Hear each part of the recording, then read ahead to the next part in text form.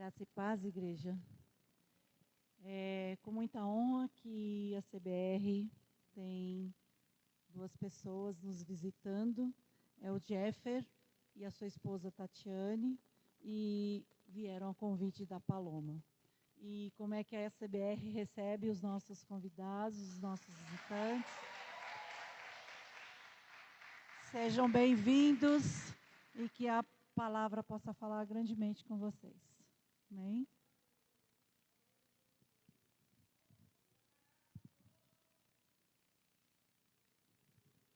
Graça e paz, meus queridos.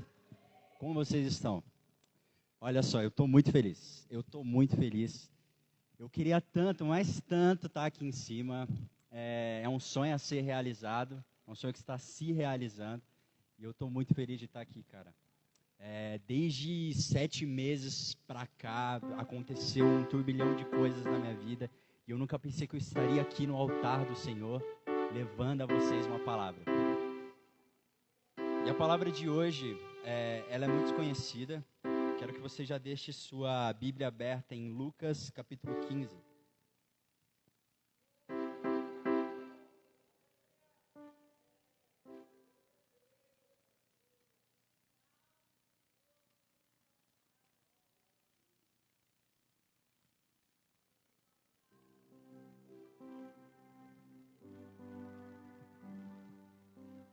A gente vai ler a partir do versículo 11, mas antes eu quero agradecer a todos os irmãos que estão aqui hoje, os visitantes. Eu fico muito feliz de ter um músico aqui ao meu lado. E eu chamo o Jefferson para estar aqui não para emocionar o seu coração, não para que na hora da palavra você fique emocionado e você chore, mas não, é como um intercessor. Você vê aqui os obreiros em pé.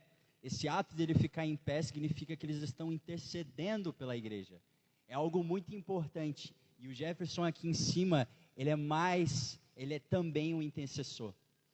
É muito importante a música estar, eu acredito que a música ela deve estar com a palavra, porque ela há de trazer um refrigério para a nossa alma. É um grande exemplo de Davi. Davi, ele expulsava através de sua harpa, os demônios de Saul.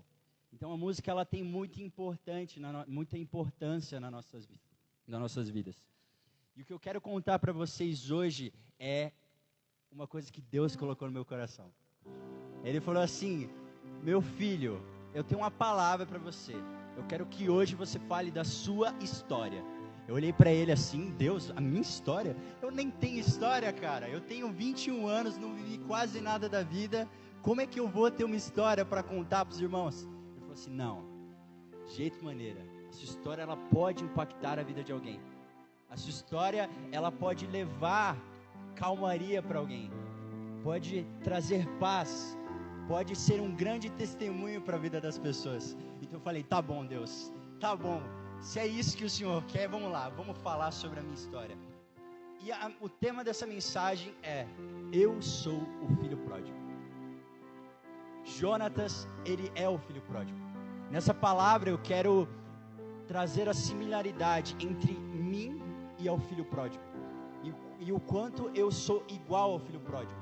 Porque a minha história, ela é igualzinha ao filho pródigo. E nela acontece aonde o jovem sai de casa, o jovem tem medo, o jovem tem fé e o jovem tem um encontro com Deus. Então vamos ler a partir do versículo 11, Lucas 15. Jesus continuou: um homem tinha 2 filhos. O filho mais jovem disse ao pai: quero a minha parte da herança. E o pai dividiu seus bens entre os filhos. Alguns dias depois, o filho mais jovem arrumou suas coisas e se mudou para uma terra distante, onde desperdiçou tudo que tinha por viver de forma desregrada. Quando seu dinheiro acabou, uma grande fome se espalhou pela terra e ele começou a passar por necessidades. Vamos lá. Essa mensagem ela é muito conhecida.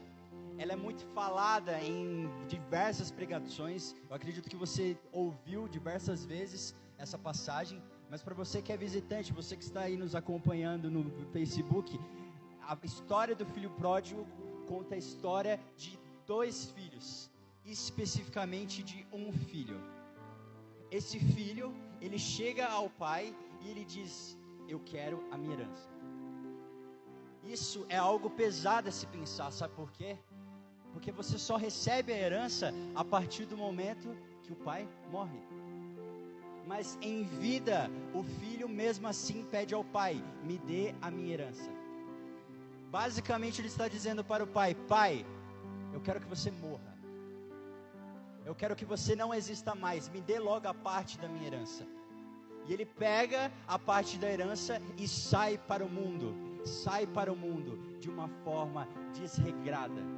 Em outras traduções ele diz que o filho pródigo, ele gasta em prostituições, em bebidas, em um lamaçal de pecado. E o que isso tem a ver com a minha vida? O que isso tem a ver com a minha história?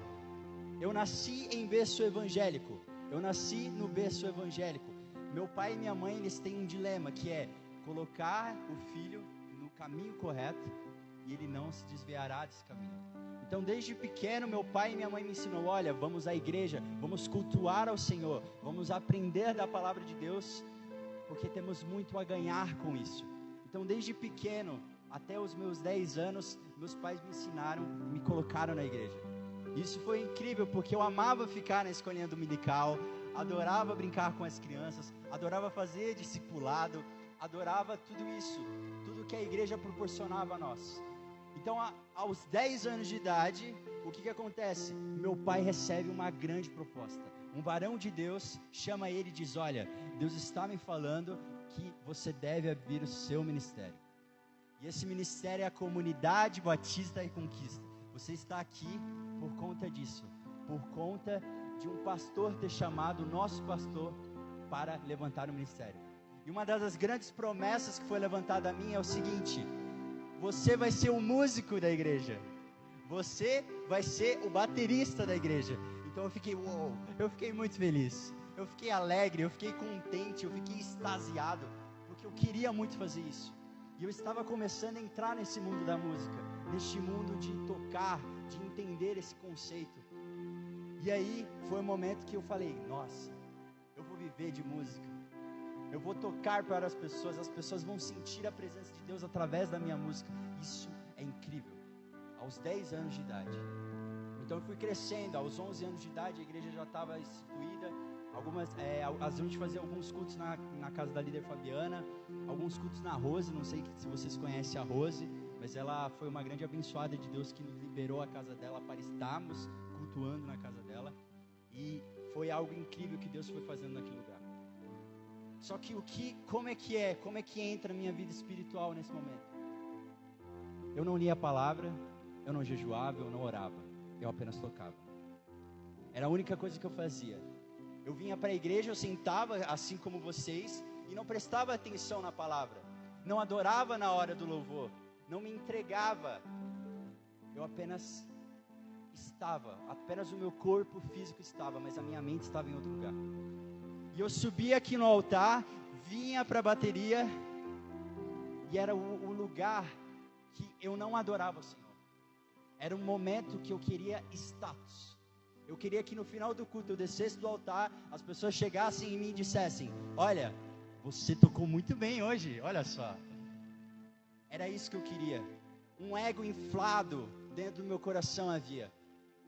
E eu não estava mais por Jesus, eu não estava mais por Deus, eu estava pela música, apenas isso.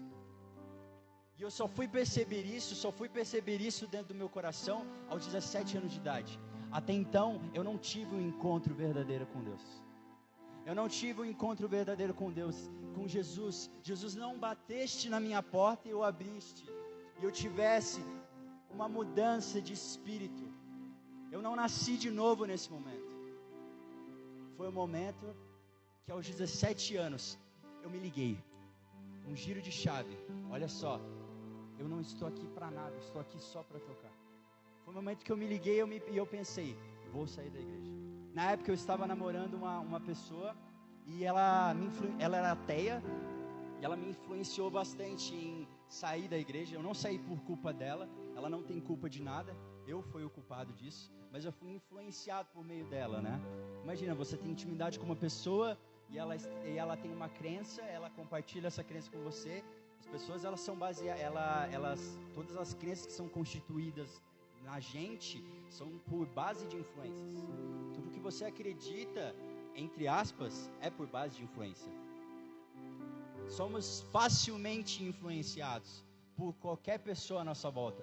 Por isso que devemos prestar atenção em quais pessoas estão à nossa volta, quais pessoas estamos andando, porque podemos ser influenciados por elas.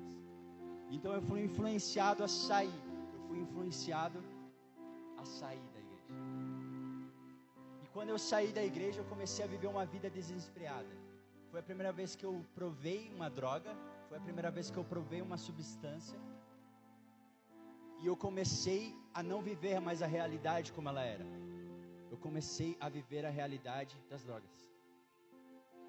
Então eu recebi um grande start na minha vida, que foi: vou morar fora, vou ser livre, vou ter a minha independência, vou poder sair a hora que eu quero, vou pagar nas minhas contas, vou pagar meus boletos, isso é maravilhoso. Então eu disse para mim mesmo: vou sair de casa, vou vivenciar todas essas coisas. Então eu entrei numa república, na república que era de 2 amigos meus que trabalhavam comigo. O nome dele é Gustavo e o nome dele é Arthur. E essas pessoas, elas eram ateias. Essas pessoas, elas não acreditavam em Deus. Um era agnóstico e o outro não acreditava em Deus.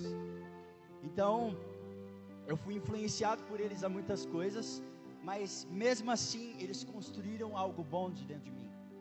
Porque ali eu tive uma família, pessoas para contar. E essas 2 pessoas, elas têm bom coração. Apesar de suas crenças, elas têm bom coração. Então eu fui crescendo ali. A minha vida era que nem a do filho pródigo, desregrada. Toda sexta era barzinho, toda sexta era cerveja, toda sexta era droga. Basicamente, o que eu fazia? Eu trabalhava até as 5h30 e depois das 5h30, droga. Trabalhava até as 5h30, droga, o dia inteiro. Todos os dias. Onde eu gastei muito dinheiro com isso, porque é caro, é muito caro. Aonde eu gastei muito dinheiro com bebida, aonde eu gastei muito dinheiro com coisas desnecessárias, principalmente com iFood. Quando você fica dependente emocionalmente da droga, você tem preguiça. Isso te faz ficar preguiçoso. Então eu não tinha vontade de fazer comida. O que eu pedia? iFood, vamos pedir o iFood. E eu gastava dezenas e dezenas de milhares de dólares em iFood. Era basicamente isso que eu fazia. E o que acontece?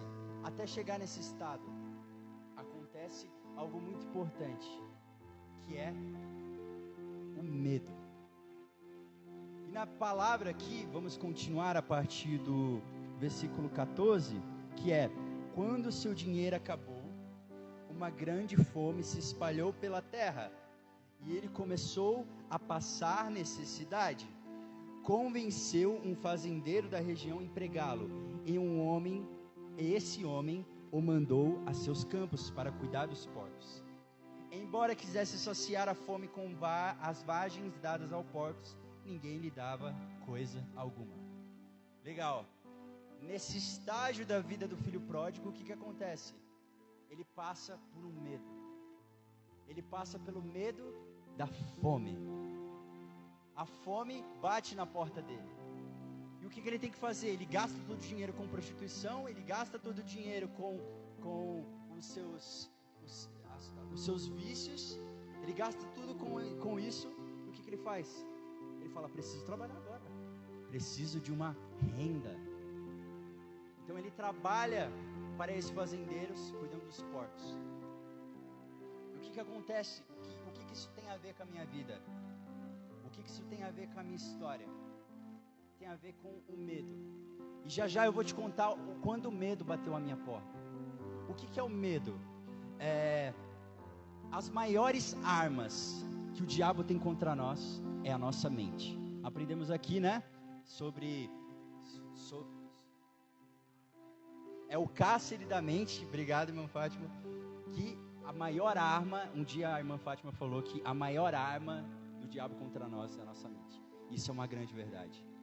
E segundo o livro Mais Esperto que o Diabo, ele diz que 98% das pessoas são controladas por diabo. Olha que louco, apenas 2% são controlados por Deus, no mundo inteiro. De 98 a cada 100 pessoas, apenas 2% são controlados por Deus. E o que acontece? O maior instrumento que o diabo utiliza para controlar a minha e a sua mente é o medo. Ele planta essa semente de medo em nossos corações, e essa semente, elas germinam, dá uma raiz, e elas crescem, e consomem a nossa vida. E existem dois tipos de medo, o medo bom e o medo ruim. Repete comigo, medo bom, medo ruim. Legal, você está aqui comigo? Diga amém. Ok. O medo bom é aquele que é por instinto. É o medo que o Deus te dá para a sua proteção. Em Mateus 10,16, Jesus ele diz, olha, sede prudentes como serpentes e simples como pombas. Essa prudência, ela significa não arriscar a vida à toa. Significa o quê? Significa você entender aquilo que é bom e aquilo que é ruim. Então o medo bom, ele te protege de coisas à sua volta, de coisas que estão ao seu derredor. Quantas das vezes você estava voltando do trabalho às 11 horas de noite a pé, e aí você ouviu um barulho de moto? Meu Deus, e aí o que vai acontecer? Sua circulação sanguínea já se alterou, seu batimento cardíaco já se alterou e você ficou com medo. Esse é o medo bom, é o medo que te protege de você presenciar o perigo em diversas ocasiões, certo? E qual que é o medo mau? É aí que entra a jogada. Qual que é o medo mau? O medo mau, ele é como se fosse uma areia movediça, que se autoalimenta. Ela não se alimenta com você colocando coisas ali. Ela se autoalimenta, sem precisar de nada. E ele é um medo gerado por traumas emocionais. Traumas intrínsecos dentro do seu subconsciente. Traumas que acabam com a sua história. Traumas que te impedem de dormir. Só você em sã consciência sabe quais são esses medos. Só você dentro do seu coração sabe quais que são os medos que te impedem de dormir. Os bloqueios que te impedem de você avançar. Os bloqueios que te impedem de você realizar os seus próprios sonhos. E quais, eu vou dar uns exemplos de alguns medos, que é medo da pobreza, medo da crítica, medo da saúde, de não ter uma boa saúde, medo da perda do amor. Esse é difícil, quando você tem medo de perder o amor de outra pessoa. Medo da velhice, medo da morte. Eu acho que esse é o que mais acaba com a gente, né? Medo da morte. A maioria tem medo de morrer. Esses são os dois tipos de medo. E aí o que entra? Entra o nosso corpo. Temos duas entidades no nosso corpo. Quantas entidades? Uma é movida pela fé e outra é movida pelo medo. Qual que é a movida pela fé? A movida pela fé é aquela que é o próprio Espírito te guiando. Quantas das vezes você estava voltando exatamente da sua casa e aí você ouviu uma voz dentro do seu subconsciente: olha, vamos por outra direção porque é melhor? Isso é um mero exemplo de que você está sendo guiado pela sua entidade fé. E essa entidade fé, ela é o que se conecta com Deus. É um livre acesso entre você e Deus. E aí entra o quê? Entra o medo. O que te move, o que é movido pelo medo. Você sabe o que é movido pelo medo. Dentro do seu coração você entende isso. O que te move pelo medo? Você tem sonhos, você tem objetivos. Mas quando você tenta atingir esse objetivo, vem uma insegurança. Você acha que você não é capaz? Você acha que você não está pronto? Então, vários medos vão ocasionando em você não atingir aquilo que está próximo. E o que eu quero te dizer nessa noite, que hoje, se você tem algum medo, Deus está próximo a te curar. Deus está próximo a te curar. Todas as suas falhas,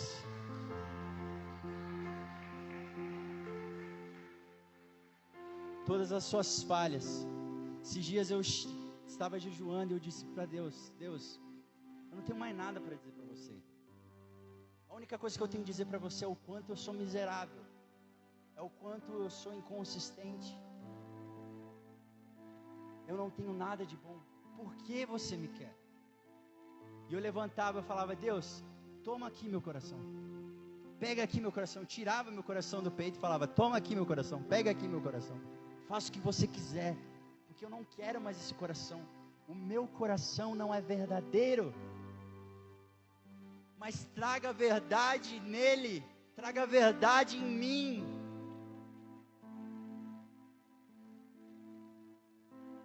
E o medo, ele bate na porta do filho pródigo.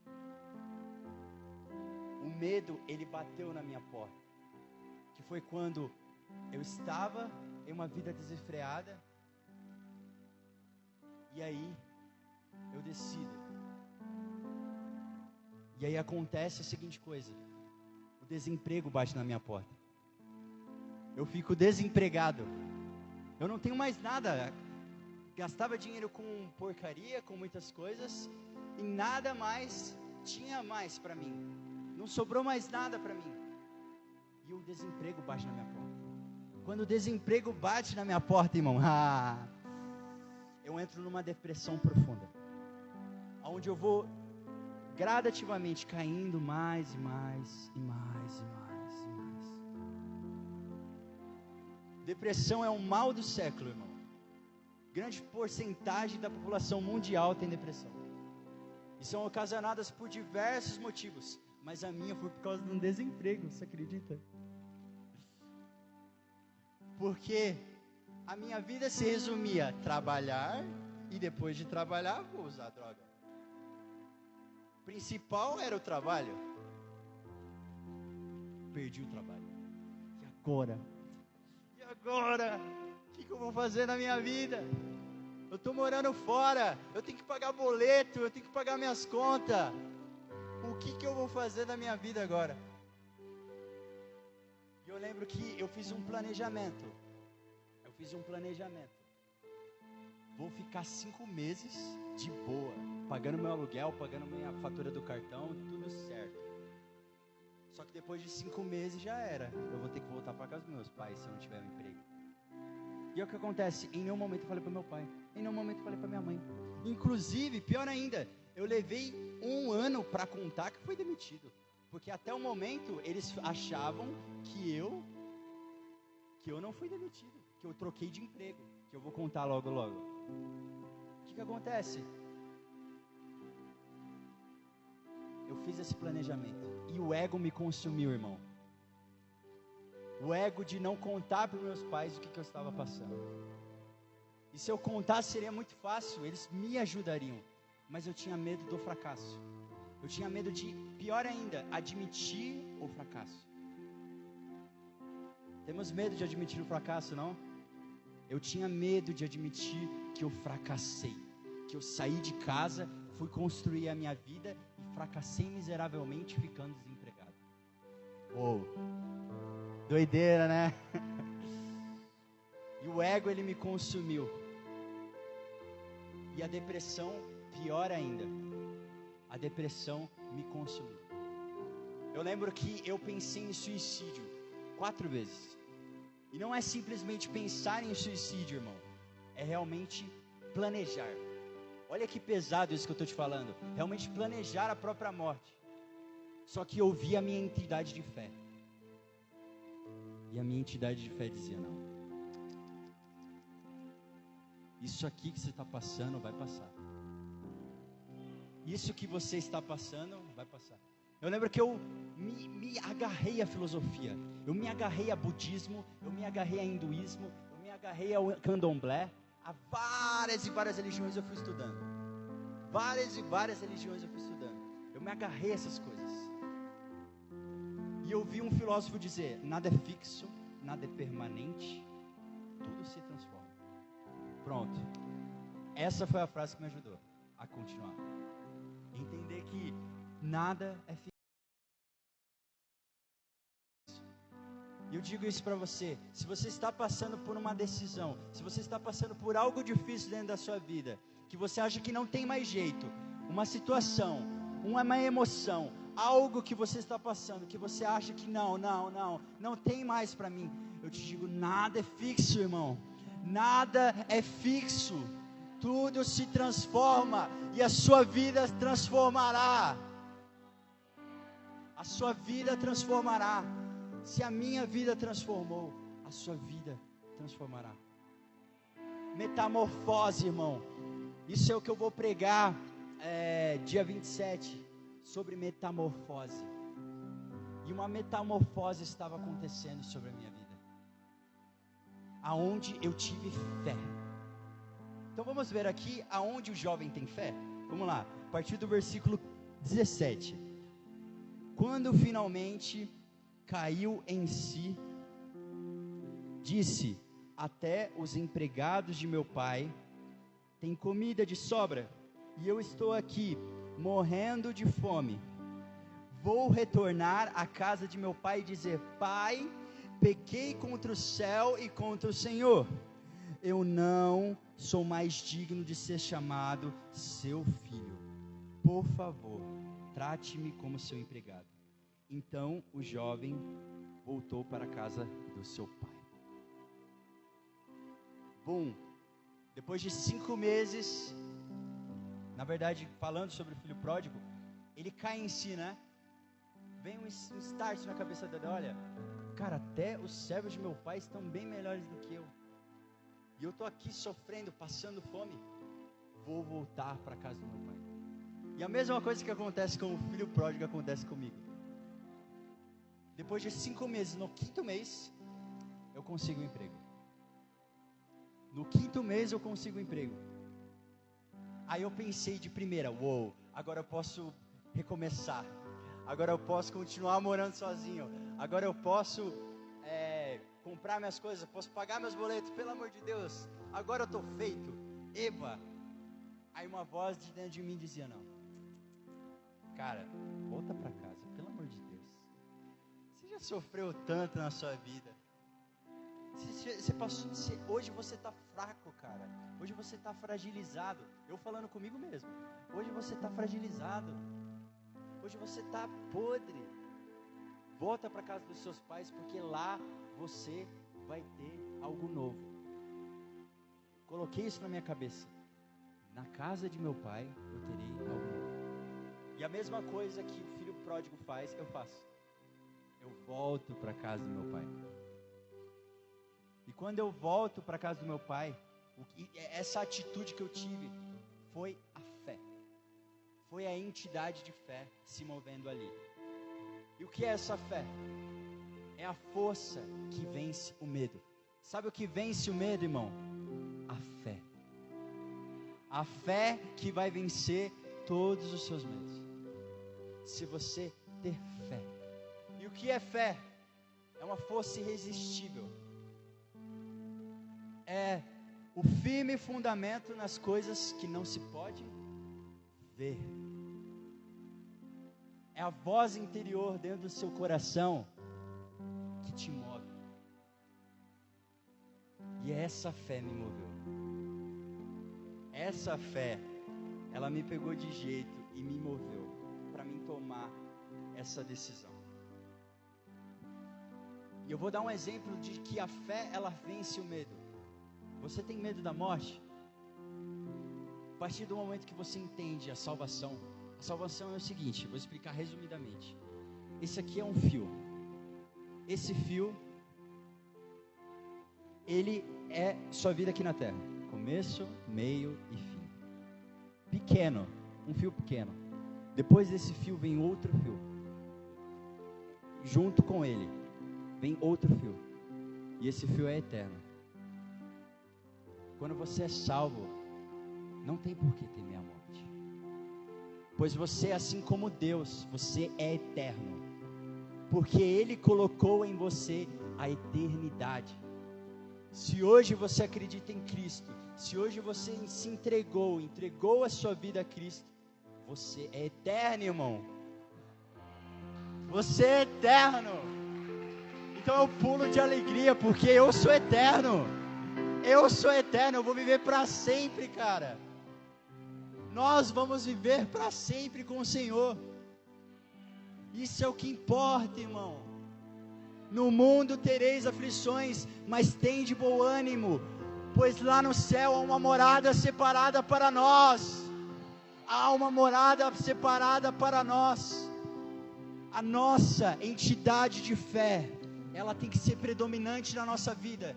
E eu queria te perguntar, qual entidade é predominante na sua vida?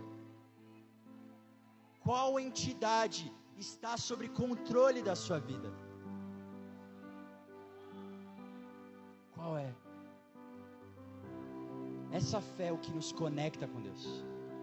Essa fé, essa minha, sua fé é o que nos conecta com Deus.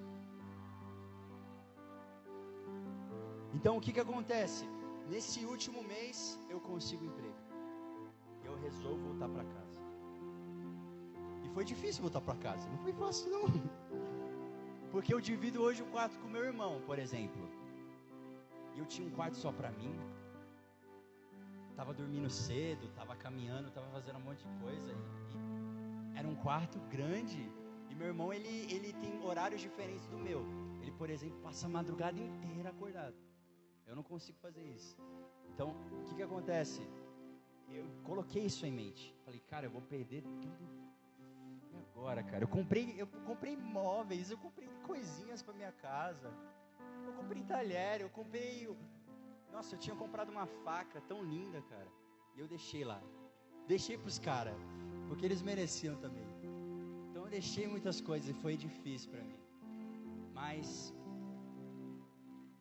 era aquilo que Deus queria fazer na minha vida. Deus, Ele queria cuidar da minha saúde mental. E quando eu volto para casa, minha mãe até ela chorou no dia, quando eu estava no telefone, pai, quero voltar para casa. Porque não só foi difícil para minha mãe, mas foi difícil para a família toda, me ver saindo de casa. Então voltar era algo surpreendente, algo que eles pensariam que nunca ia acontecer, mas acontece.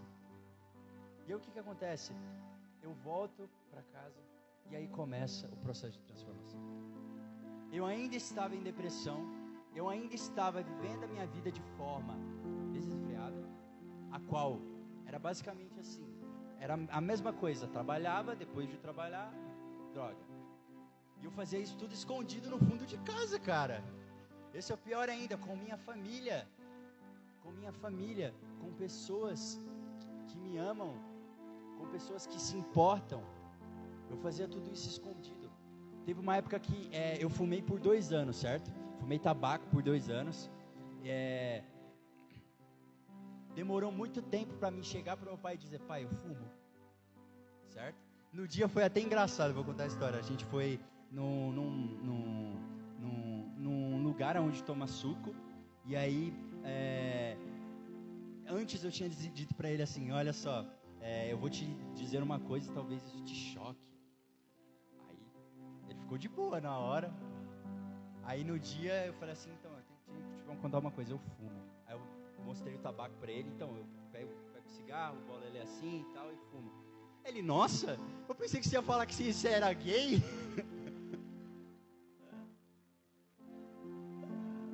Olha o que ele fala pra mim, ele tá vendo nesse momento. Eu falei assim, não, você tá me tirando, você tá de pirraça com a minha cara, meu querido. Aí ele, não, desculpa. Ah, tá de boa. Tranquilo, beleza. Tá bom, tá ótimo. Então o processo de transformação ele começa.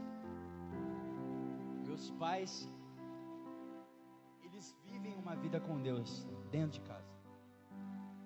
Eles vivem uma vida dentro com Deus. E era impossível evitar.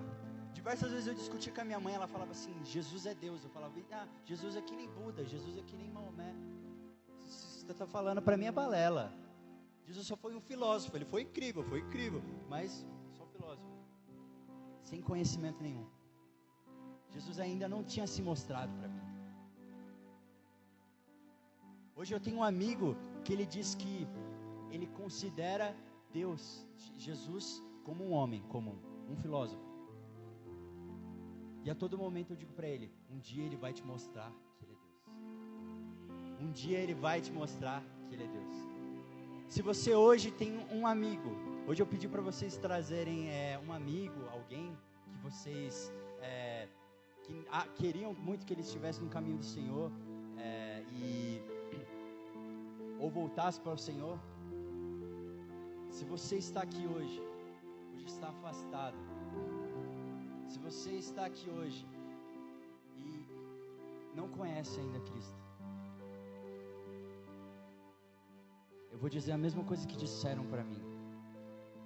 Ele há de se revelar a você.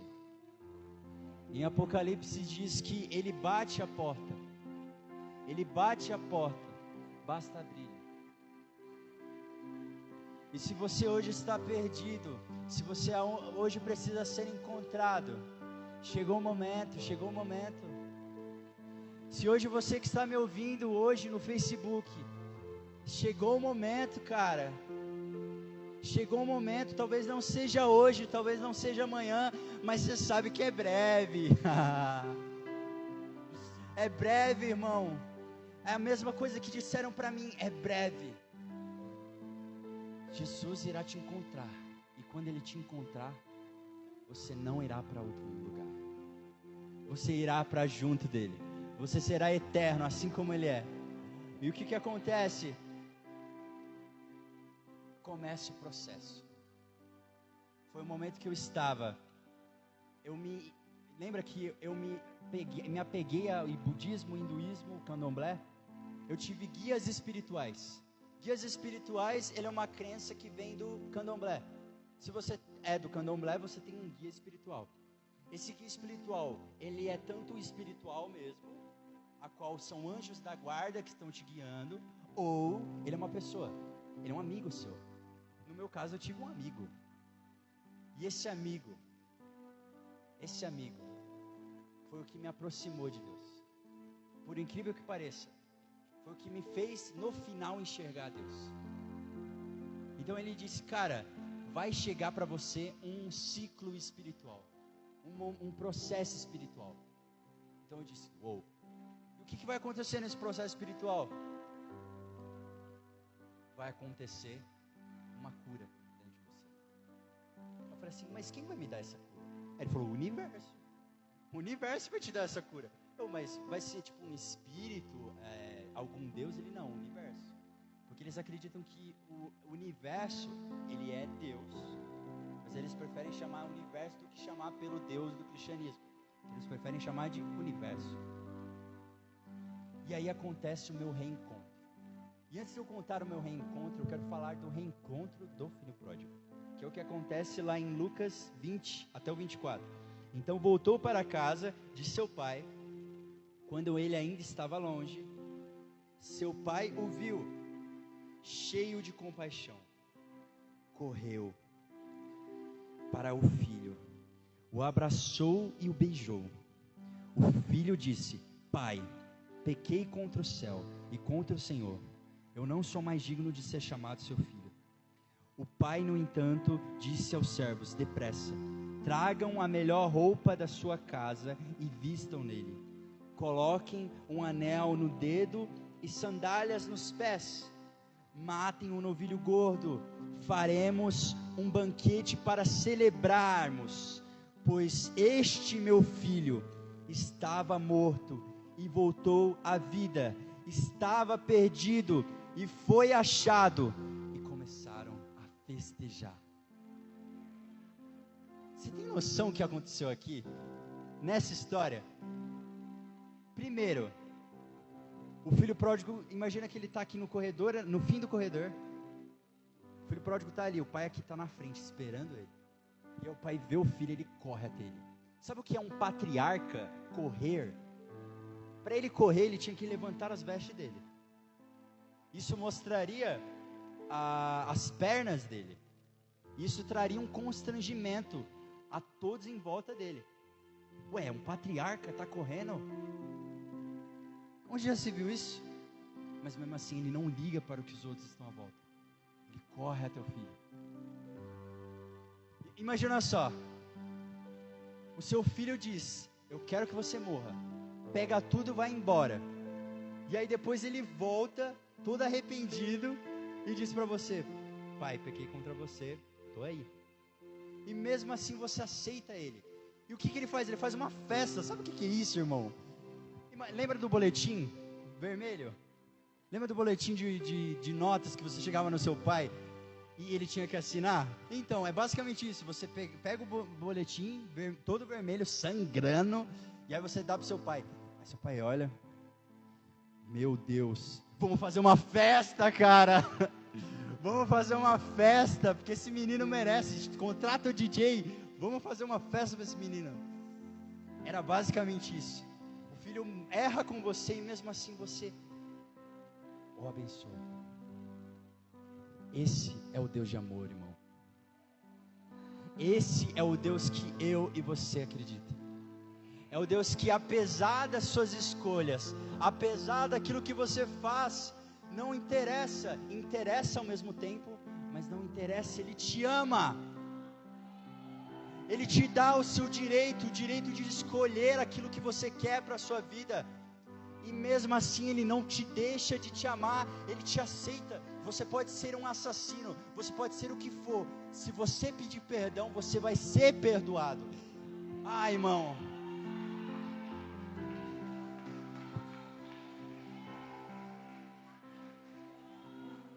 Você entende isso? Cara, eu quero pular, eu quero me perturbar aqui, eu quero pular nesse altar, porque isso é tremendo. Apesar de todas as coisas, Ele nos ama. E aonde entra o meu reencontro? O filho pródigo teve um reencontro com o pai dele. Aonde entra o meu reencontro? O meu reencontro, ele entra. Eu estava no ciclo espiritual, certo? E o que acontece? Eu fiz um jejum de 32 horas.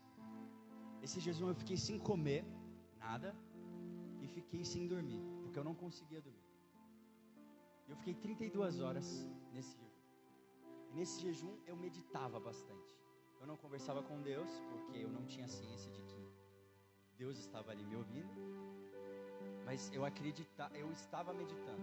E eu lembro que eu entrei num processo de meditação. O que é meditar? É você sentar em flor de lótus, basicamente assim. Você coloca as mãos sobre o seu colo, e aí você começa a respirar profundamente, pensando, prestando atenção na sua mente. O nome disso é Zazen, vem do budismo, que é consciência da sua respiração. Isso é algo que me ajudou bastante a lidar com muita coisa. Estava triste, vou meditar. Hoje vou orar, mas antes estava triste, vou meditar, porque eu vou ficar melhor. Era basicamente isso. Então eu entrei num ciclo de 2 horas de meditação. Imagina você ficar 2 horas sentado nessa posição, reto, ereto. Mas eu estava totalmente consciente, sem pensar em nada, sem pensar em basicamente nada, só pensando no presente. É o que a meditação ela pode trazer para você, irmão. A consciência do presente. De que você deve viver o presente momento. O presente, ele é um presente, é uma dádiva, certo? Então o que acontece? Nesse processo, eu senti que eu fui curado. De traumas, de ansiedade, de depressão, de tudo. Só que eu acreditava que o universo me curou. Esse é o ponto. O universo me curou. E eu lembro que antes eu tinha um peso nessa região aqui. Um peso gigantesco nessa região. Antes de dormir eu às vezes chorava porque tinha um peso enorme aqui dentro do meu coração. E às vezes eu não conseguia dormir por conta disso. E eu lembro que esse peso ele saía. E eu fazia até um vídeo, uou, o peso saiu de dentro de mim. Eu estou bem, eu estou vivo. Foi o primeiro resquício de Deus me curando ali, de havendo uma metamorfose em mim. Então no dia seguinte, eu fui convidado de ir para a casa da tia Beth. Aí a tia Beth olhou para mim e falou assim: nossa, você tá diferente. Eu tava sorridente assim, tava alegre. Nossa, você tá diferente. Aí eu falava: você nem imagina o que aconteceu comigo. Aí acontecia algo inusitado. Meu pai, ele ia por um caminho diferente na volta de casa. Ele ia pelo caminho que ia na líder Sheila, na tia Sheila. Eu falei assim: não, por que ele está indo nesse caminho? Não sei. Aí eu falei assim: não, eu vou ver a tia Sheila. Foi o momento, irmão. Foi o momento que Deus me encontrou. Foi o início de tudo. Eu cheguei lá, a gente começou a conversar. Nossa, eu acho que foi a melhor conversa que eu já tive com a minha tia. Porque a gente conversou bastante, a gente riu bastante. E eu estava sereno, eu estava diferente. Eu não estava como estou aqui agora, eu estava calmo assim, sereno, com um olhar meio fechado assim. Parecia que eu tinha usado até alguma coisa, mas eu não tinha usado nada. Ela até me olhou assim e falou: nossa, você está meio calma assim, o que está acontecendo? Aí ela me falava sobre Jesus. A gente debatia, a gente falava sobre eu falava sobre as minhas crenças, ela falava sobre as crenças dela. Aí a gente debatia. A minha crença basicamente era o quê? Todas as religiões levam a um único Deus. Era isso que eu acreditava. Era basicamente isso. Mas ela começou a explicar a visão dela, a visão do Evangelho. E aí foi o Evangelho sendo impactado na minha vida. Foi aonde o Evangelho chegou até mim. Aí no final da conversa, ela falava: eu já orava por você, agora eu vou orar dobrado. Aí eu: tá bom, tia, obrigado. Aí eu voltei para casa, e na primeira madrugada, foi ciclo de 3 dias, tia Sheila. No segundo dia, eu estava de madrugada, pensativo. Aí eu comecei a ouvir coisas, ouvir vozes, ouvir sons. Eu lembro que eu estava no fundo da minha casa e eu ouvia passos indo para a minha direção. E eu ficava com medo. Nossa, eu ficava com muito medo. Aí eu comecei a pensar naquilo que a tia Sheila disse para mim, sobre somos dependentes de um Deus. E esse Deus nos cuida. Está a prontidão de cuidar da gente. E eu comecei a pensar: se Deus estiver aqui, se Deus estiver cuidando de mim, eu estou com medo nesse momento, eu estou com muito medo, mas Deus talvez esteja aqui. Aí eu comecei a imaginar uma vida com Deus. Como seria uma vida com Deus? Antes era uma vida desregrada, sem sentido, sem propósito, e agora é uma vida com propósito, porque Deus está em mim. Comecei a imaginar isso, e foi como um estralo para mim. Mas eu lembro que ali eu não voltei para Jesus. Eu voltei no segundo dia. No terceiro dia desse ciclo de 3, no terceiro dia, era de madrugada novamente. Eu andava pela casa e falava: cara, preciso mudar minha vida, eu preciso de Deus. Aí eu olhava na televisão, estava o Henrique Palharim, não sei se vocês conhecem, mas ele é um pregador do telhado, um pregador sensacional. E ele olhava para a televisão e falava: ei, filho pródigo. Aí eu: você, filho pródigo? Eu? É eu mesmo? Eu? Tá falando comigo? Você, filho pródigo, chegou a sua hora de voltar.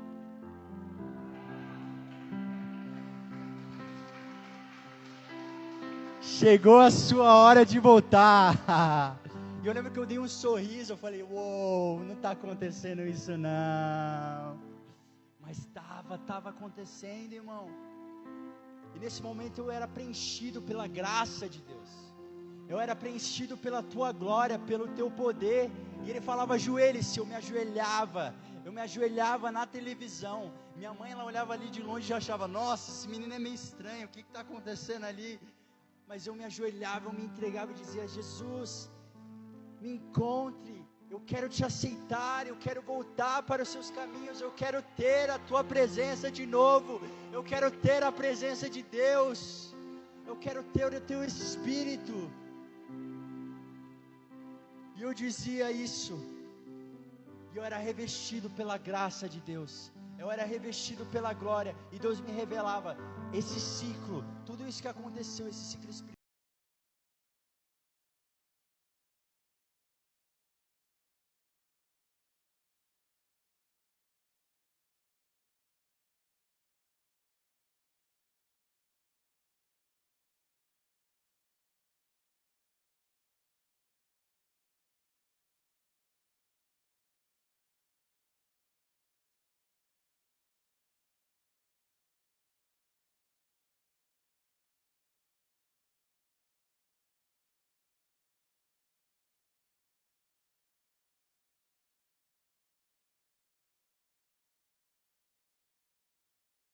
foi para me encontrar pessoas mais próximas e pedir perdão. Só 7 meses que isso aconteceu.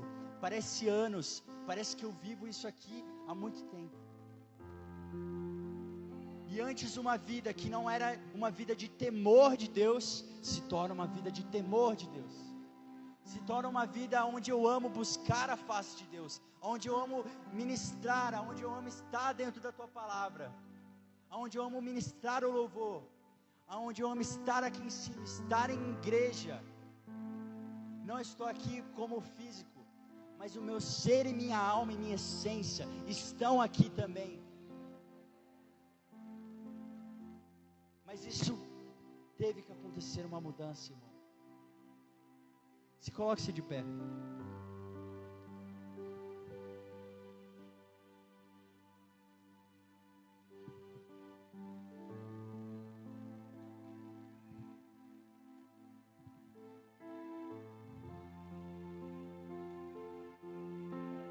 Hoje falamos sobre medo.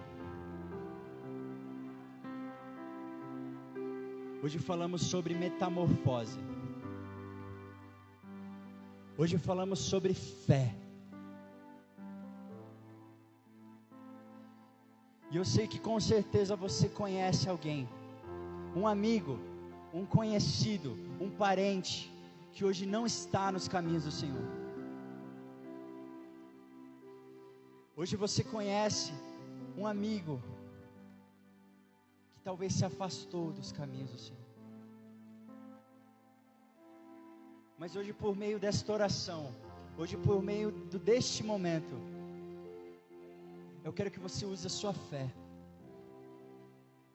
a entidade fé, dada por Deus, para que você venha orar por este amigo. Filhos pródigos, se hoje você está me escutando hoje, filho pródigo, se hoje você me escuta hoje, é com você que eu estou falando, é com você, filho pródigo, que eu estou falando. Assim como eu fui um filho pródigo, você também é. Seu lugar não é lá fora, seu lugar não é longe do Senhor, seu lugar é próximo da presença dEle, é ter intimidade com Ele. Ele está próximo aqui, encontrar seu coração. Você, irmão, é intercessor dessa pessoa. Quero fazer um ato profético. Se você hoje tem um amigo, tem um irmão, e você quer muito que ele volte para os caminhos do Senhor, vem aqui na frente. Vem aqui na frente. Porque há de acontecer algo novo. Há de acontecer algo novo. Eu não estou aqui por acaso. Jesus tem colocado isso no meu coração. E há de transformar a vida da sua casa. Há de transformar a sua vida. Jesus vai te usar como instrumento para vivenciar.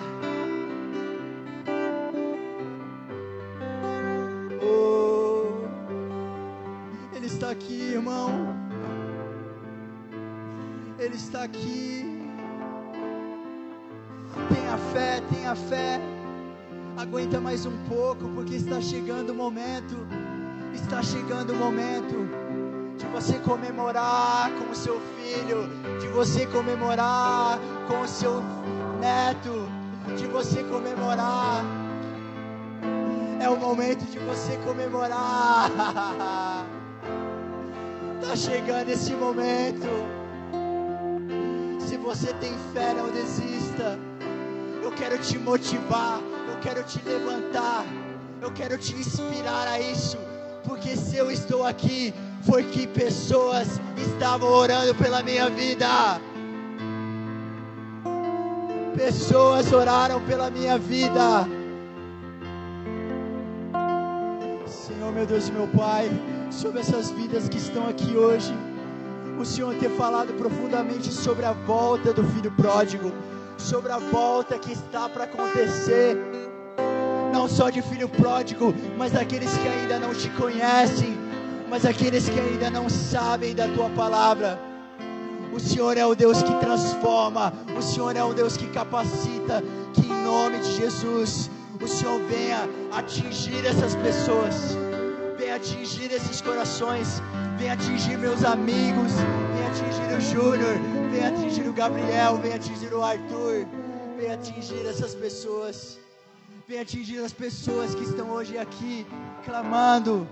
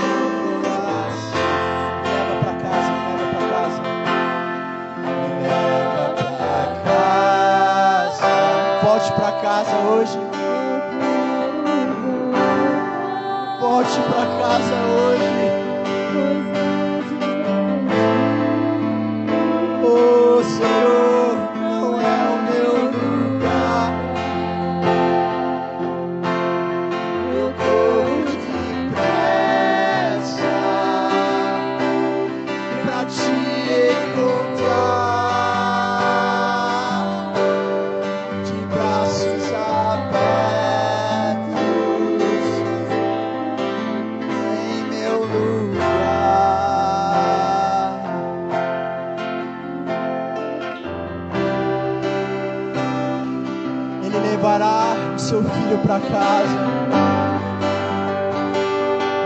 O lugar do filho é junto ao Pai. O lugar ao filho é junto ao Pai. É o lugar próximo ao Pai. Ele voltará. Eu profetizo que Ele voltará, irmão. É o momento de voltar. Em nome de Jesus, em nome de Jesus.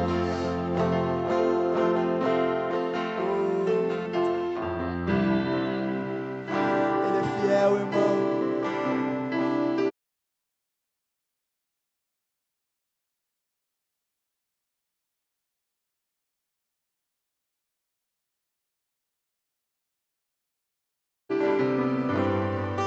Não perca suas esperanças.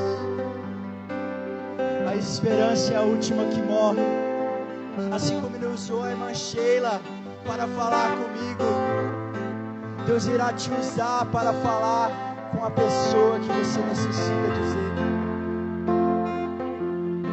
Ele há de fazer algo novo em sua vida. E você verá essa pessoa contando testemunhos. Você verá essa pessoa contando aqui em cima o que Deus fez com ela. E entrará em você uma pérola, uma esmeralda em sua coroa lá no céu. Pois através da sua vida você ganhou muitas. Irmão, igreja significa eclésia. Eclésia significa viver para fora.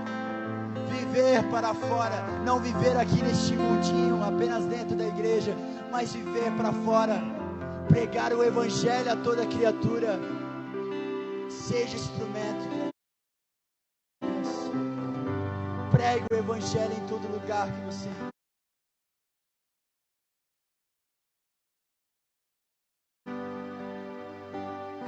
Pois Deus irá transformar sua casa. Em nome de Jesus.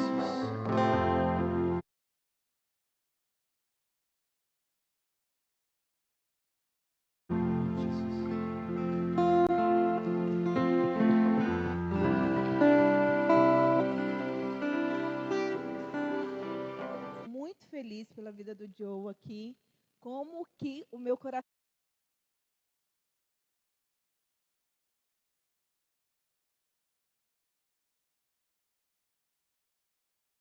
se alegra, amém? E esta semana nós estávamos justamente alegra, amém? Depois de uma palavra dessa, só nos resta agradecer, amados, só agradecer ao Senhor.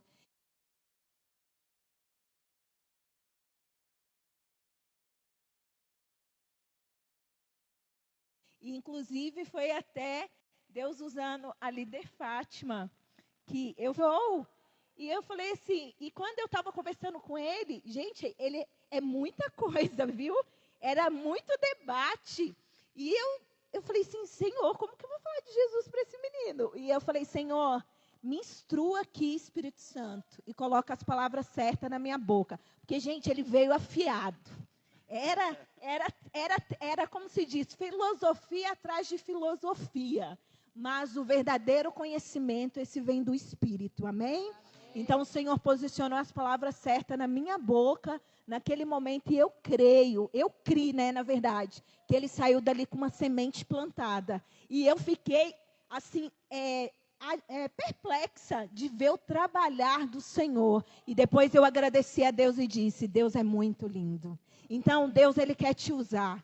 Quando você sentir de falar algo para alguém, não fica com medo não, porque eu confesso que eu fiquei um pouco com receio, que eu falei, esse menino está lendo tudo, é filosofia em cima de filosofia. Eu falei, como que eu vou falar de Jesus aqui para ele agora? Mas aí eu falei para o Senhor, o Senhor tem um verdadeiro conhecimento, então traga sobre a minha boca a verdade do teu Espírito. Então quando o Senhor quiser te usar, abra a tua boca, não importa para quem seja. Às vezes você diz assim, mas eu não sei falar. Você sabe sim, com o Espírito Santo te usando, você sabe.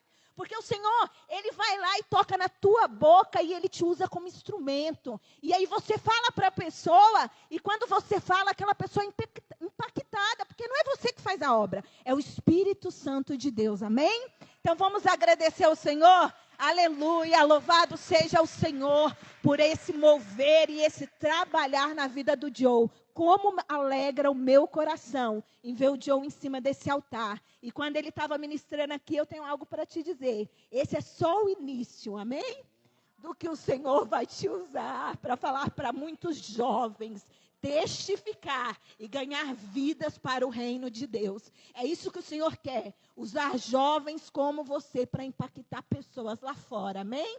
E quando ele estava lá em casa, eu falei, você não sabe, Deus vai te usar muito ainda para pregar o evangelho. Aí ele deu risada, eu falei, você não tem noção que está preparado lá na frente. E hoje eu fico grata de ver o início da obra do Senhor, que o Senhor está por fazer, amém? Vamos agradecer ao Senhor por esse culto, por essa palavra, pelo mover do Senhor neste lugar. Senhor meu Deus, queremos te agradecer por tudo que o Senhor trouxe aos nossos corações. Obrigado pela tua palavra, obrigado pelo teu decorrer neste culto, pela tua presença neste lugar. Leva a cada um, Senhor, em paz para os seus lares e que, Senhor amado Deus, a tua, Senhor amado Pai, graça esteja sobre o coração de cada um. É isso que eu te peço e já te agradeço em nome do Pai, do Filho e do Espírito Santo de Deus. Até domingo, irmãos, às 18 horas estaremos aqui. Amém?